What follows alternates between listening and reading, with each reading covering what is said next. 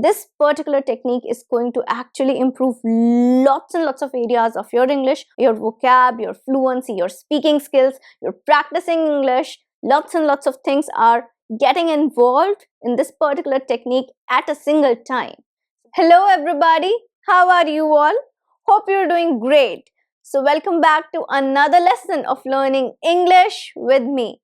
Today I'm going to tell you about an English speaking practice technique that you can take up in order to practice English speaking without a partner. So you can use this technique to practice your English speaking skills when you're alone at home. Plus, this particular technique is actually going to help you a lot in developing your fluency.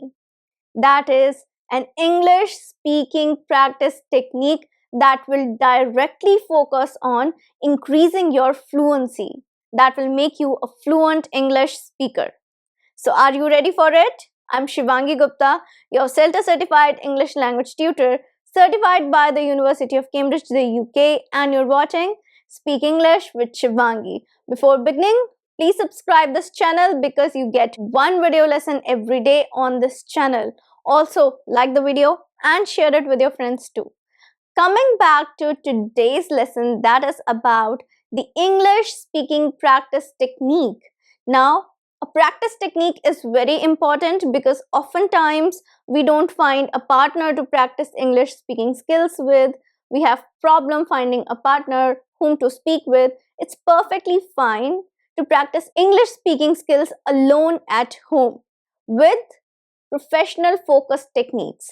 So today I am bringing another technique for you so that you can focus on your fluency. And the name of this particular technique is read and summarize. Now wait a minute. It is not that simple. You must think read and summarize so simple. No, it's not. It has 3 stages. The name is read and summarize, but the technique has 3 focused and dedicated stages for you to practice your English and also develop your fluency. 2 things that we are targeting together. Before beginning these 3 stages, first thing that I want to tell you is you have to either take up a book or any news article online. Either you can take up an article because an article is roughly around 500 words. You take up an article or you take up any book that you wish to read. Now you have to read either 2 pages of that particular book or the news article, whatever is your choice. So this is the thing that you would need for this particular technique. A book of your choice, of your liking, and be ready to read 2 pages. Those 2 pages that you select are going to be the basis of your English speaking practice. Now let's begin with the stages. So stage number 1 is read aloud. Yes, we are going to read aloud the book, the particular book, without paying any attention to difficult words and all that.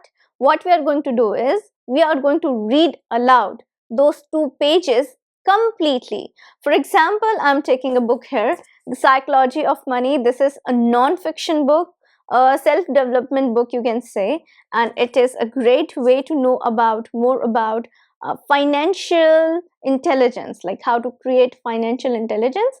A basic and really great book I'd suggest. So for example, I'm gonna open a page. Okay, I'm going to read something for you. There are a million ways to get wealthy and plenty of books on how to do so. But there's only one way to stay wealthy. Some combination of frugality and paranoia. And that's a topic we don't discuss enough. Let's begin with a quick story about 2 investors, neither of whom knew the other, but whose paths crossed in an interesting way almost a century ago.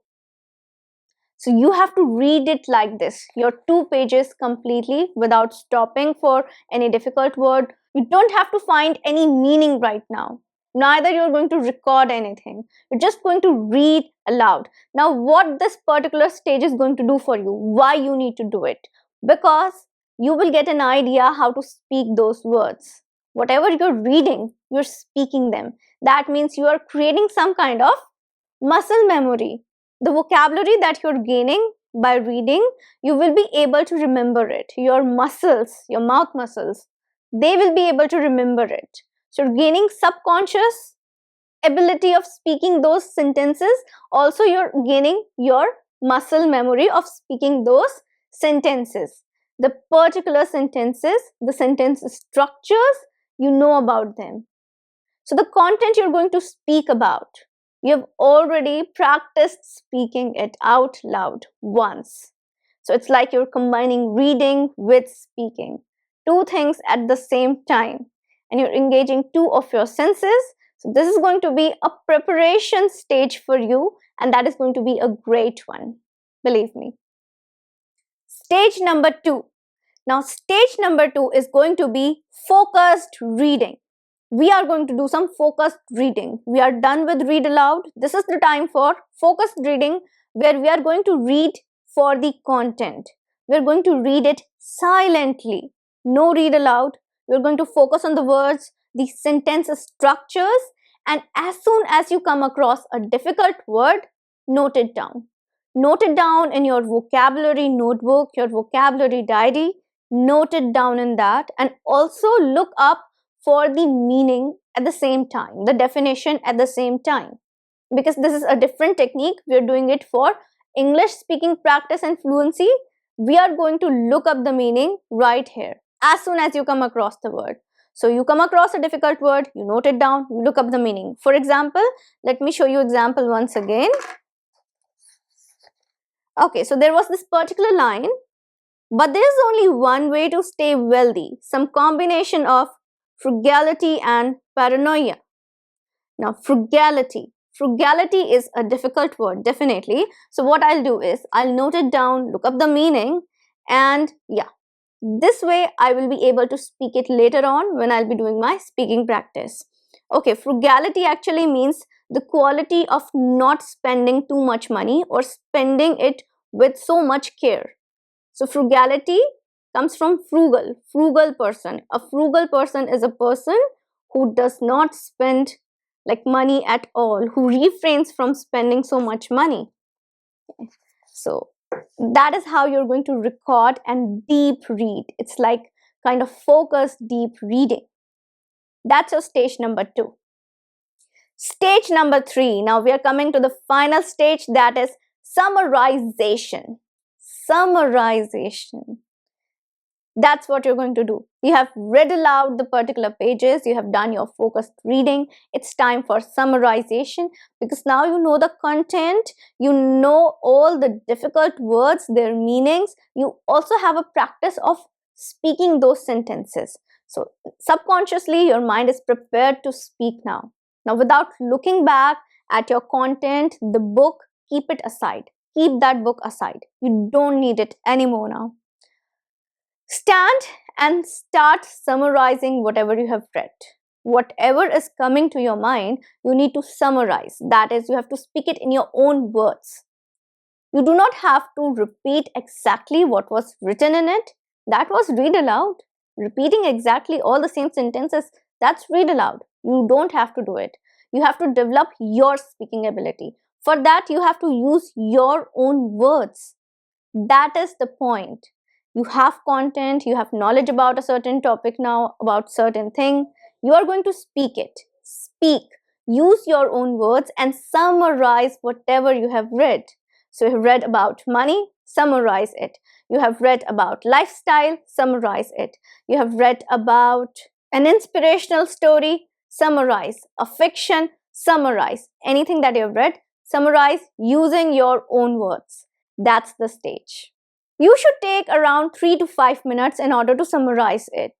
If you think that you are losing words, take a calm breath, deep breath, calm yourself, and start once again and summarize. Whatever you can remember about it, summarize it. That's important. And do not look back. Even if you think that you are at loss for words or you have forgotten what was there, I suggest don't look back. This will not help.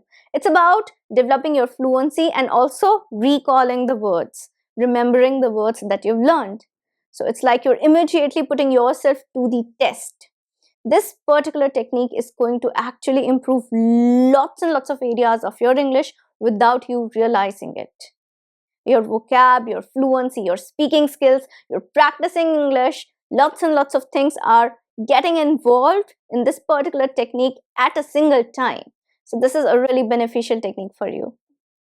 That's it for today. I'm sure you are going to take up this technique next time you're going to practice your English. Keep on practicing, keep on learning new words, and keep on improving. I'm going to see you next time with a new lesson. Till then, everybody, take care. Bye.